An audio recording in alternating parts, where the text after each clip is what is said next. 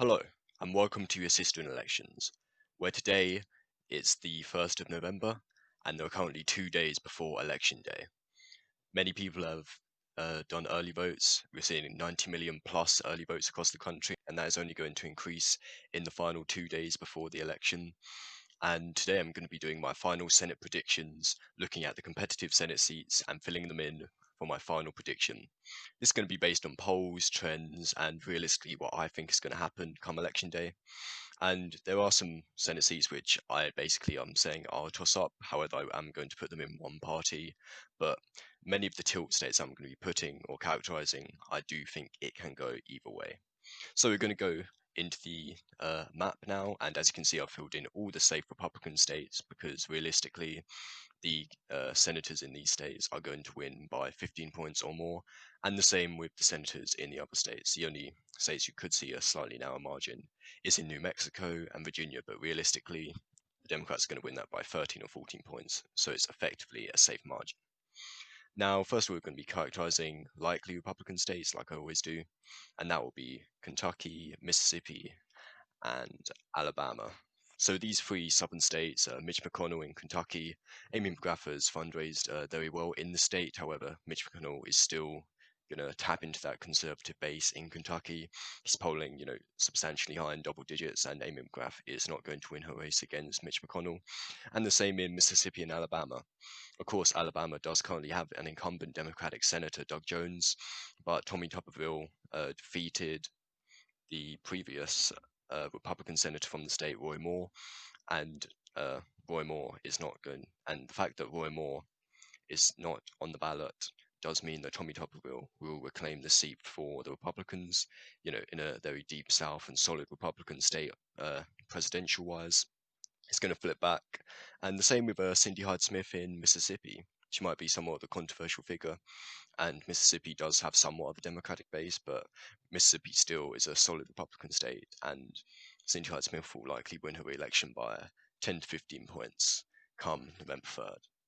Now we're going to be going on to the likely Democratic states actually, and that is the Colorado, Arizona. New Hampshire also goes into this characterization at the moment, and I think those are the only ones I can characterize as likely because uh, you're seeing Senator Jean Shaheen in New Hampshire. She's done very well, not very strong uh, candidate running against her in the Senate. She's done very well polling wise, and she is overall one of the most popular senators nationwide, as well as in New Hampshire, and she's going to hold on to her Senate seat in New Hampshire. And Colorado and Arizona are the first two Republican to Democrat flips. And of course, these two states have been shifting very much in favor of the Democrats over the past, 4 or 8 years. And the former governor, Hickenlooper, is going to be running against the incumbent Cory Gardner. In Colorado, the polls show him, double digits basically ahead of Cory Gardner at this point, and it's going to be an almost certain pickup for the Democrats. And the same in Arizona, of course. The Republican governor appointed Martha McSally, who lost the 2018 special election to fill in John McCain's seat after he passed away, and she lost that to Kristen Sinema.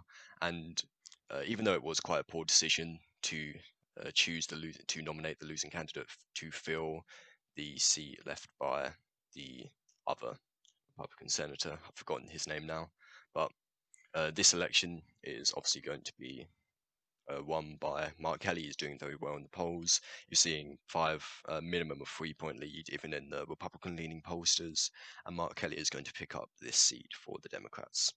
Now, this currently has us at 46 Democratic seats to 42, and we're going to be moving back over to the Republican side and characterizing the leaner Republican states. This characterizes Kansas, Texas, and Alaska at the moment. I don't want to put any others in this category at the moment, but you're seeing it in Kansas, especially. There was a very important Republican primary election, and uh, the Democratic candidate is running close in the polls, but when it comes to the final result, I do see a 4 or 5 point margin for the Republican Senate seat, but I do believe this is only because there is no incumbent running.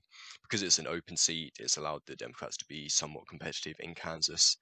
but the preferable, more favourable Republican candidate was selected in the primary stage, and Barbara Bollier is not going to win for the Democrats.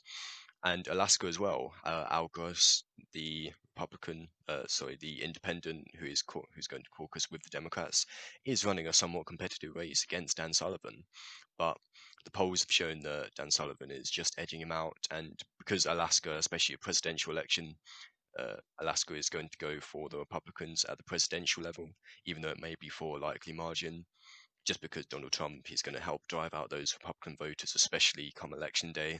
I do believe Al Gross is going to lose, though it will be quite a narrow race in the state of Alaska. Now, Texas has moved down from a likely state in my categorization, and that is mostly due to the huge amount of early voting we've seen in the state.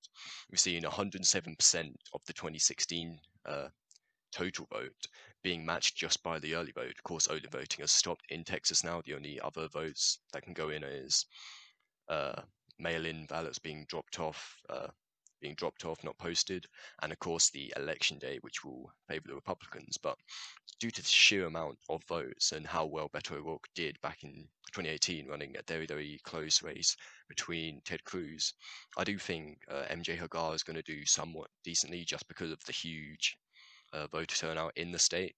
And I do think it's going to go to John Cornyn, rather safely in the end. But John Cornyn is going to be cutting it a lot closer than he was maybe 2 or 3 months ago. Now we're going to be moving back over to the Democratic side, and I'm going to be characterizing Minnesota as lean, Michigan as lean, and these two ones that are important. I'm going to give the Democrats a 50-seat margin at the moment, North Carolina and Maine. So I'm going to characterize the first two, or talk about the two Rust Belt states, and Gary Peters was running quite a close race with John James. Of course, John James lost the other Michigan Senate seat back in 2018, and he's running again in 2020. He's a very good candidate, but Michigan has been trending back towards the Democrats ever since Donald Trump won the state by 11,000 votes in 2016. You're seeing the Democrats win, like I said, back in 2018 in the Senate, and Gretchen Whitmer win the governor race only a year ago. And Gary Peters is, polling rather consistently now in the 5-point margin, but I do think there's going to be a lot closer. I do think Michigan is going to end up going to Joe Biden by 3 or 5 points, probably 4 or 5 points actually. And I do believe Gary Peters is going to hold on to his Senate seat. And Minnesota has been one of the sleeper states, I do believe. On the presidential level, I do believe it's going to be closer than Michigan at this point, if not on the exact same level. But Minnesota in the Senate seat, there's been quite a lot of closer polling. Seeing Tina Smith run very close to the Republican challenger, and I do think she's going to edge out, 2 or 3 points in the end. But it's getting very close in the Rust Belt states just in general, and I do believe there over the next 4 or 8 years there's going to be somewhat of a Republican shift if the Republicans do keep their message that Donald Trump started with. But at the end of the day, the Democrats are going to hold on to the Senate seats for the next 6 years. Now, these were the two most important Senate seats, the Senate races in maybe when we're looking 6 months back, there were probably toss-ups at this point. At the moment, Tom Tillis is underperforming in North Carolina, and Cal Cunningham is running a very close race. Despite the sexting scandal he did endure at the start of October, he seems to not only have consolidated his support, but even built upon it slightly.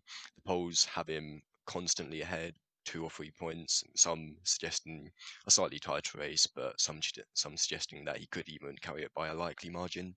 And Cal Cunningham, unless something huge happens at this moment, is likely to unseat the Republican incumbent. And Maine, of course, Susan Collins never really faced a problem. Back in 2014, she was elected with a 34-point margin.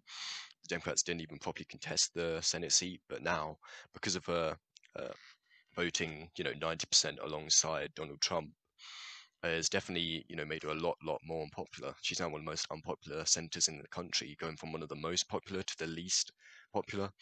And you're seeing that especially with Brett Kavanaugh's confirmation. And even though she voted against Amy Coney Barrett's one, it does show that because of her siding with the Republican Party in a state where she's supposed to be, quite moderate and bipartisan, uh, quite a lot of people from Maine have seen her as more partisan now than ever.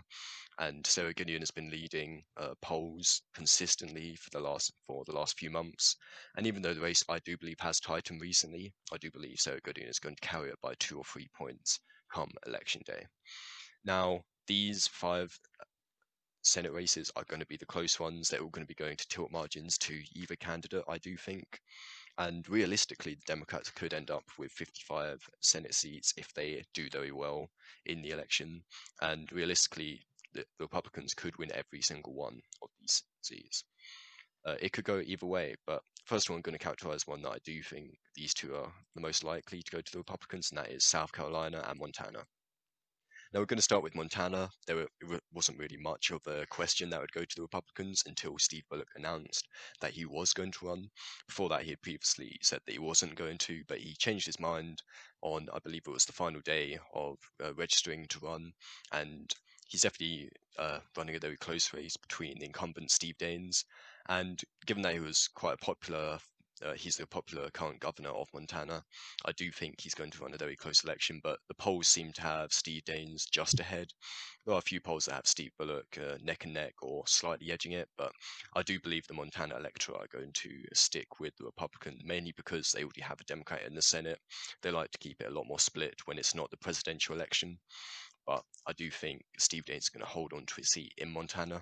And South Carolina, of course, this was the most important race in the last few months. Jamie Harrison had no chance 4 months ago, and now see where we're at. We're seeing him breaking the record of the most money raised in a quarter, $57 million. And Lindsey Graham has done pretty well with fundraising to match him. He's going up to 28 million. In any normal Senate race, that would be reaching national headlines, but he's gone on to Fox News. He seems quite desperate with his campaign, but I do believe that the conservative base in South Carolina, even though the demographics are shifting in favor of the Democrats, the Republicans will narrowly hold on to this seat. Of course, Lindsey Graham is one of the most unpopular senators in the country.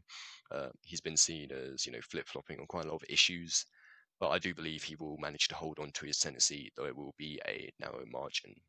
Now, these are the most competitive Senate seats, in my opinion. The polls also suggest this. And I'm going to go over to Iowa.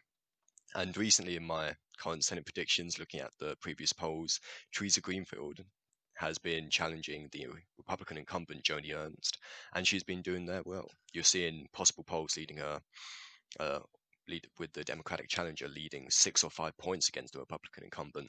But we've seen a shift back towards the Republicans. Joni Ernst have, been a lot more aggressive in her campaigning. She spent a lot of time in Iowa at the moment, going around the entire state. And if she can get the top left portion to come out in droves, then I do believe she will hold on. But realistically, this is a toss-up state. I would love to leave it as a toss-up, but I'm going to categorize it just as a narrow Republican win for Joni Ernst. But I don't think you're going to be seeing a victory any more than 2 points for either side. And because the polling data is well within the margin of error, you could be seeing a very, very narrow victory for either candidate at this point. So watch out for Iowa. That's definitely one of the most important ones. And I think the two elections in Georgia have become very, very close. Very similar to Texas, Georgia has seen 93% of its 2016 total vote margin come out in early voting already. Very positive signs for the Democrats, and you're seeing the Atlanta suburbs, especially Atlanta and its surrounding suburbs, should I say, have come out in huge numbers. Huge numbers. They are likely to pick up the only other proper Atlanta suburb, the Democrats, in the House, because the incumbent only won it by 0.1 or 0.2% of a point back in 2018. He's almost certainly going to lose that now, and especially I'm going to be looking at the normal election, David Perdue versus Jon Ossoff, which is the larger one in this one. I do think it's going to be a very, very tight race, and at the end of the day, Jon Ossoff has brought this race, because at the moment in previous times I was characterizing it as a lean, possibly a likely state for the Republicans. Jon Ossoff has definitely closed the gap. He had a very amazing debate performance only the other day, and David Perdue is in trouble. But because the way Georgia works, if a candidate does not get 50% a majority of the vote in the normal election, it goes to a runoff, and that runoff would be held at the start of January. And because it would not be during a presidential election, you wouldn't have Joe Biden and other Democrats on the ticket. I do think that would favor the Republicans at the end, and I do think Perdue would narrowly cover it in that. But if Jon Ossoff does get enough voters to come out on election day, as he has done in early voting, you could see a possible win outright by Jon Ossoff, as I see that the only way he can win this Senate seat is by winning it on November 3rd.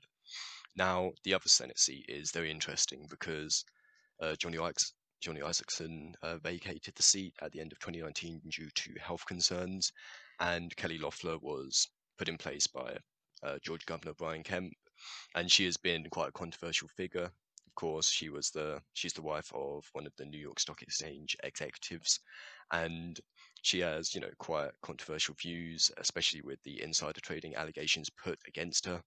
Even though it has been found out that there wasn't any wrongdoing on her part, the entire fiasco has definitely made this race a lot more competitive. And Raphael Warnock, the presumptive Democratic challenger, is definitely not going to win a outright majority in on November 3rd. But he could come very close in the runoff election. And at the moment, because if I'm assuming that Doug Collins is not going to win, and I do believe that Kelly Loeffler is just going to edge it out, and Kelly Loeffler and Raphael Warnock will be heading to a runoff in the start of January. And I do believe at the moment Raphael Warnock will prevail very narrowly, but I do believe he will prevail in that race. So this is my final Senate prediction.